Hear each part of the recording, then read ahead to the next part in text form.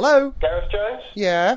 Speedy minicabs, your car's outside. It's a red and white Toyota. The driver's name is Ralph.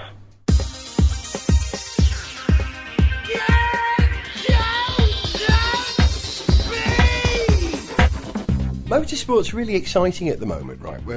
We're back at Fuji for racing. Next year we're going to Singapore. Notice how I say we when I say F1, isn't that weird? Are you buying my ticket? Is that apparently, yeah. Yeah, Singapore, have you seen the Singapore circuit that they've proposed? They're going to race at night. This is going to happen, you know that. It's unbelievable. It's spectacular. It's 21st century stuff. Is it a gimmick? Yeah. Okay, there we go. You know. Yeah. I love the way you just went, yeah. Yeah. I think it's a gimmick, isn't it? But, You know, but it's well, quite a good gimmick. It is a gimmick. Got to admit. Got to admit. Is it eco-friendly? Does it bring enough to the sport to make it worthwhile? Here's a gimmick for you. You know, for about the past 20 years or so, they've been doing that thing about, well, you know, technically, a Formula One car could drive upside down on the roof of a tunnel. Was it Roger Moore who said it then? Amongst other people, Yeah, they say that, Okay, a Formula One car can technically drive upside down on the roof of a tunnel. Prove it, F1 boys! Prove it to me now! Over 40 laps! Come on, I dare you! Okay. There must be a tunnel, surely, and somewhere in Switzerland there's got to be a tunnel that's long enough for them to Just put a roof on the rest of Birmingham. Half of that central bit of Birmingham's a tunnel. Anyway, you go through Queens. Okay. It's all tunnel. There we go. The Birmingham Super Prix is back, but this time it's upside down. Gentlemen, can I tell you, I spent some time discussing this with someone who understands the dynamics with another involved in this. lunatic who doesn't know what they're talking about. Well, someone who has more knowledge of both aerodynamics and physics than you kind of need to know. Yeah. I won't say who, but we discussed this.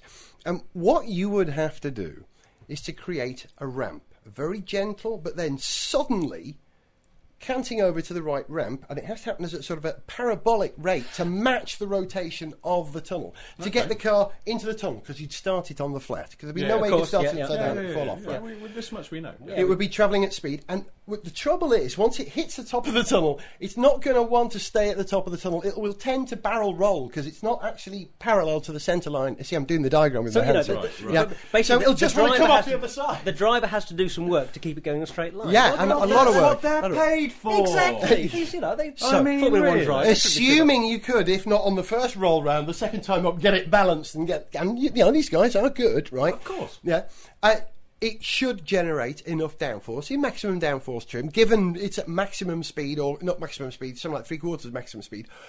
But the engine won't run upside down. The fuel pump won't work in any way other than just horizontal. put the engine in pathetic upside excuse down. I've ever heard. Exactly. So it's not a V8, it's an have A8. two engines then, one to start on the No. If NASA can make those pens right upside down, somebody can make an engine right Exactly. upside down. Biros work upside down, there you go. underwater. Why can't F1 cars? They're not that much more complicated than the Biro, except the bits that are, which is most of it. But anyway, that's not the point. Okay, so F1 engineers out there, there's the challenge. Go out and buy some Biros. I'm working this through already. I'm telling you what, forget the engine upside down thing, right? A system of catapults, but also maybe just start them upside down. We'll start them upside down in sort of traps like greyhounds. With casters on the tops of the wings, and then some other bit of the car, some little pokey out bits. The Japanese would bet on it, wouldn't they? Well, upside down car race! Upside down guy. But also, you know when they do that thing where sometimes F1 drivers go, yeah, well, he's not been so good in the drive, but when it rained, God, he was good. Wouldn't it be great if you could go, oh, yeah, like Robert Kubica, yeah, he's sometimes a bit erratic in the drive, but God, he's good upside down. It would have had a whole new dimension to the thing. I'm just talking rubbish. Peter Windsor would write about it in F1 magazine. Yes. Right? He would say, yeah, he has a tremendous inverted friction circle coefficient, and no one would understand what he was talking about. They're complaining about no overtaking. Just imagine how much more opportunities you'd have for overtaking if the whole of the track had an upside down bit. And you join us here at the Upside Down Grand Prix. The upside down line. Just noticing there, the cars on the grid, the Spiker team running a surprisingly low downforce set-off, and they're off! Go! Oh dear. Oh, that's got to hurt. It's just, the possibilities are boundless. This is a great idea. Okay, I'll see if I can put it in place.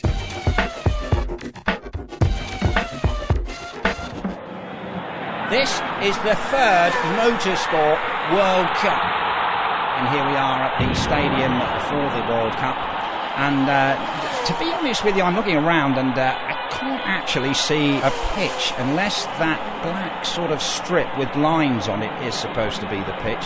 I can't think that would be the pitch. I think they've got that very wrong, haven't they? And I'm looking around here for Franz Beckenbauer, Bobby Charlton. They don't. There is a bloke over there who looks like Bobby Charlton, although he's wearing a dress. So I suspect it might not be Bobby. I tell you, there's a whole list of teams. There's a whole raft of them.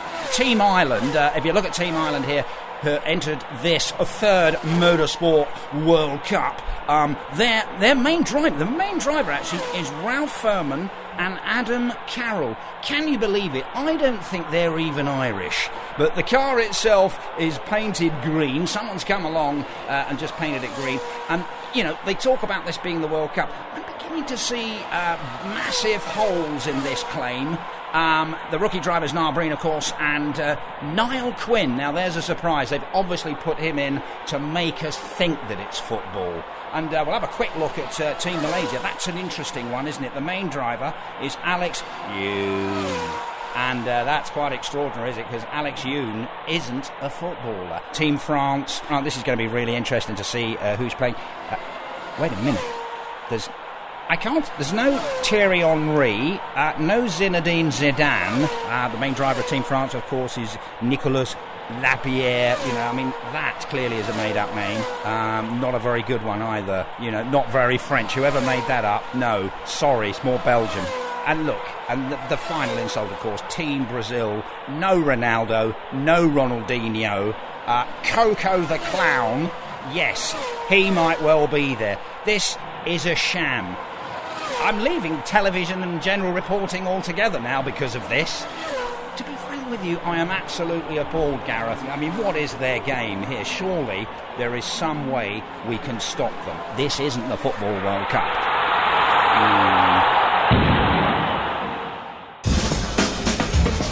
My thanks to comedian impressionist Phil Cornwell for that, and we'll be talking to Phil about the crossover between football and motorsport a little bit later.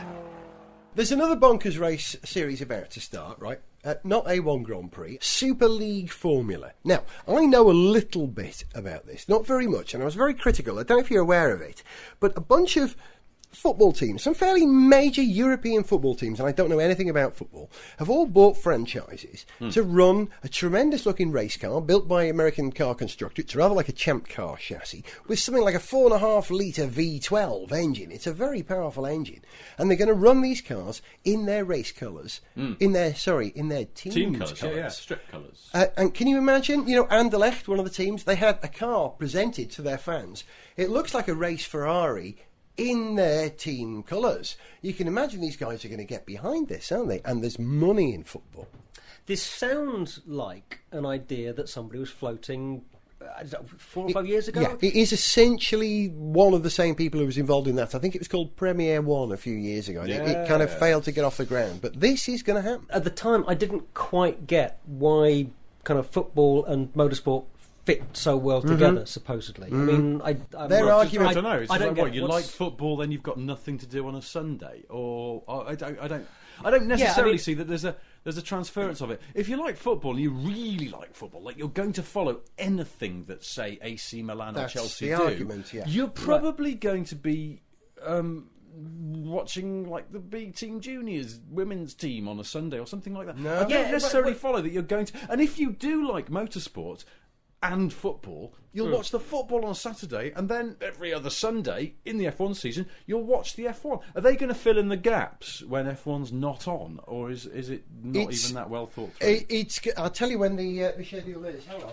The football season and the F1 season are sort of slightly out of sync, so you could somehow do that. Maybe that's one of the things they're thinking, that there's some, you know, that they're kind of getting some kind of audience for more of the year. But this is not like I have no interest in football. You know, I really have none. I'm less interested in this because there's football involved than if it was just another sort of race series. Than if it was just another race series. Well, no, hang on. Have we misread the press release? It's certainly not working for me. I like the idea of these V12 engines. Sorry, carry on. Well, yeah, who doesn't like a V12 engine? Yeah. But I was just wondering whether this is like when you've got the GP2 and those Porsche Cup things that support the Grand Prix. Yeah. Is this actually just a support to the football season? They're going to be ragging it round the field. The Chelsea 11 coming on now. Oh, the pitch is ruined. Completely Great ruined. tyre marks all the way down into the box. I don't understand. How does this sync up with football in any way? Well, the races... Maybe they're going to get the football team to come and do the pit work. You're going to have, I don't know, that would Chelsea be funny. changing a wheels or something. That would be very funny. Peter Bonetti, but of course, he was good in the box. That's a pit joke, the box being the pit. Okay. Yeah. That's good. Yeah. For me, who knows nothing about football, I'm going to have to sit down.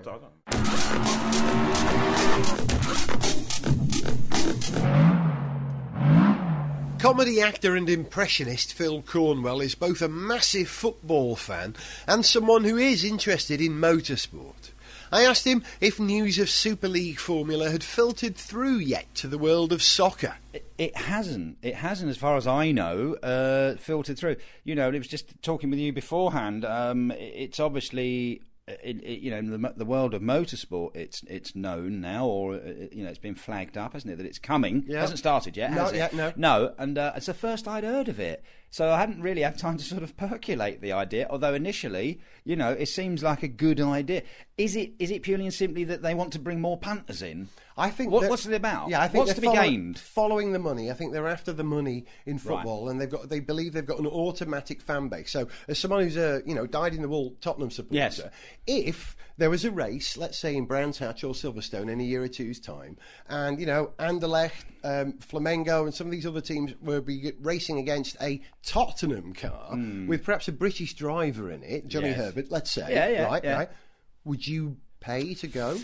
You know what? I'm going to be honest and probably say no, Gareth. I actually know, because for me, it's about supporting the football team within that sport, if you like, and it would be a bit weird for them to sort of do something. I say I probably wouldn't, but I mean, I might be. I'd like to watch it maybe on TV. That's a cop out, but it's about the football, really. Do you know what I mean? I support the football club. I mean, that's just being honest here. Yeah. So I'm not sure it's going to. So we would get the fans in. Ultimately, it comes to a choice. Would you go and watch like the under-21s or the B team playing, or would you spend that money on going to see a motor race? No. Because I'm a football man, really. I'm a football man, basically. Like you're a motorsport man, basically. Although, I wouldn't say I love motorsport, but though it is interesting. It's more interesting now, actually. Even I've noticed that it's, and I don't watch it fanatically or anything, but I've noticed that it's definitely now. It seems to have. There seems to be much more interest in it now because of Lewis Hamilton, obviously a highly marketable young man. Not only that, because we had Jenson Button, didn't we, before that? Mm-hmm. But the difference between him and Jenson Button is that actually he can drive. No disrespect to Button. He could drive better than I can, all right, Jenson Button. I'll hold my hands up to that. But no, he can actually drive. This boy Hamilton, he's fearless and he's bloody skillful. And, I'm no expert, but I can see he's got it. You've got it. There's much more interest in it now, isn't there? You've got your David Beckham and your, what's his name? When the sport. Mickey Rooney, what's his name? Rooney, the footballer. Jimmy Cagney. That'll do. We've got and all that. Yeah. We've got Diddy David Hamilton. Thank you. Diddy David Hamilton, yes. Actually, no, that's really good because we got Diddy David and that's Tony Blackburn here. And actually, no, seriously. Phil Cornwell. I hope it catches on, and I also hope your trousers catch fire. Cheers, Phil. I'll see you later, mate. Phil's own podcast, the Spurs Podcast, is available to download from iTunes. Having received that full FIA approval in December 2005, the Super League Formula Championship calendar will stretch from August to November 2008 in year one, with races held in top circuits in England, Spain, Germany, France, Belgium and Italy. Classic venues with history and characters, not unlike A1GP. So it coincides with basically the start of the football season-ish, August to November, but then it peters out before Christmas. Yeah. Which sounds like why? It's Just kind why? of overlapping too much Why? with the F1 season. Why? I just think they're smart because I think we need to know why. We want to know why. I think they're smart. Question. Yeah. Why? Good question. Don't ask Anyway, me. fair play. You're right. V12s, love a bit of V12. Yeah, well, However, we'll see what it's like when it comes along. But I suggest. I don't have great hopes. Can I suggest that motorsport fights back? If football's trying to have a bit of motorsport, should motorsport try and have a bit of football? How would it do it? Should motorsport put teams together like the Williams team? Williams FC. Well, you're going to have sort of, cars, driving around the pitch, sort of, kind of Top Gear style, bumping balls I didn't want to bang my own trumpet, but yeah, we have played football on Top Gear, and by God, it worked. Yeah, we genuinely didn't know it was going to work until we filmed it, and it really worked. But that was with Toyota Aigos. I think what you need is a small, manoeuvrable car, not a big. Smart cars, wing-laden. Smarts are very good. Something with rear-wheel steer. Let those rallycross cars or autocross cars. Souped-up forklift trucks. How about that? That's modern. No, I think souped-up forklift trucks would play basketball. Oh yes. Those slam dunk would be very slow. But would you have the F1 drivers in the cars? Who would you choose? If you choose F1 drivers to play football, who would you choose? Who's the tallest? I think you've got to. Well, Mark Webber, you have Webber in goal. There's your goal. Or of course, the brief F1 star Justin Wilson. Very tall man. Very tall. Over 38 feet tall. I know. He was. Alex Wirtz as well. Yeah. Does he? Yeah. Hey, what is it? In the defence then, big tall. We're not putting a basketball team together here. No. Well, just a bit of tall. So, why do we need them tall for the football? Defence, Goal. Big hands. Big hands. Who's got big hands? You know what they say? Coulthard. Yeah. Have you seen Coulthard's hair recently? He's getting a bit 80s. He's gone really 80s. Yes. Mullet. Really, he looks like an Alain Prost tribute band. It's terrible. It's gone all really thick and curly at the back. Anyway, we digress. He's plugging his book. If you don't live in the UK, you probably haven't seen this, but he's been on the TV over here for the past few weeks, plugging his book, which I gather is really good. It's not called Supermodels I've Been Out With and Then Dumped or something like that. Yeah, I think it's called Ooh, That's Nice. So you wouldn't have. I don't know what it's called at all. I think it's got a really nonsensical title, like Now That's What It Is, So That's What It Was. Or something like that, but not that. It's he spills the beans. In 1996, I drove for a Formula One team. I can now reveal it was. That was it. I don't know. We should go and buy it, shouldn't we? One of us, because apparently it's quite good. Somebody should read it. I think one of us. So, but you wouldn't and report. But here's one. Or if you've read it, please email in and save us the bother. Here's one. I'd like to apologise this first, right? With so many ex-girlfriends, you wouldn't have Coulthard in your football team because he's clearly no good in the box. Oh! Hey, talking football though, Michael Schumacher. Now, I think this is he was a good footballer. He was played for a quite useful footballer, but typical. And of course, Ralph is left-footed, so never heard it called that before. Compliment. That's what I meant. Anyway, Schumacher playing football. Didn't he get caught out? You know when he broke his leg at in Silverstone Grand Prix, the British Grand Prix, it's now called traditionally, and he had a load of convalescing time and. Apocryphal urban legend has it the point at which he had to go back to work was when Ross Brawn rang Schumacher's massive house in Switzerland. Can I do Ross Brawn's voice? You tell me what to say. Is Michael there? Yeah. Oh, hello, Corinna. Is Michael there? No, Ross. I will just go and get him because he is out in the garden playing football with the children. And he went, what? Get him back to work immediately. I'm slightly off mic. I've got a banana. Slightly off mic, slightly German as well. Yeah, he's sitting on German. He just was busted taking a sickie. Well, this is supposed to because the thing, if you just worked in like a mere mortal's job and you thought, oh, well, I've busted my leg, brilliant, I've got a sick note, maybe I'll take a couple of extra days because this is quite nice. Sitting in the garden of my massive house in Switzerland. But he was fighting for the World Championship, and I think, he's one of the greatest racers. His actual inability to turn off the racing driver part of his brain, just going for the gap, going for the line, going for everything that he possibly could to win. And yet he was happy to sit on a sun lounge and have a bit of a kickabout with his kids, and then he gets busted for it. The thing that amazes me is that his life partner was grassed him wasn't sufficiently versed in the Schumacher ways that she couldn't cover for him. I can't believe it. He is rolling around in agony still. He got busted. Big star. I don't know if this is true. Allegedly. I just heard this story. It might not be true. But it's a good one, so yes. That's it. We'll leave you with the pit stop, boys. It's just that you remind me of Alain Prost. Bye. I recall that night we met, right down to your clothes, your curly hair, your Gallic shrug, your distractingly massive nose. Girl, you know I love you, and without you I'd be lost. It's just that you remind me quite a lot of Alain Prost. Talked all night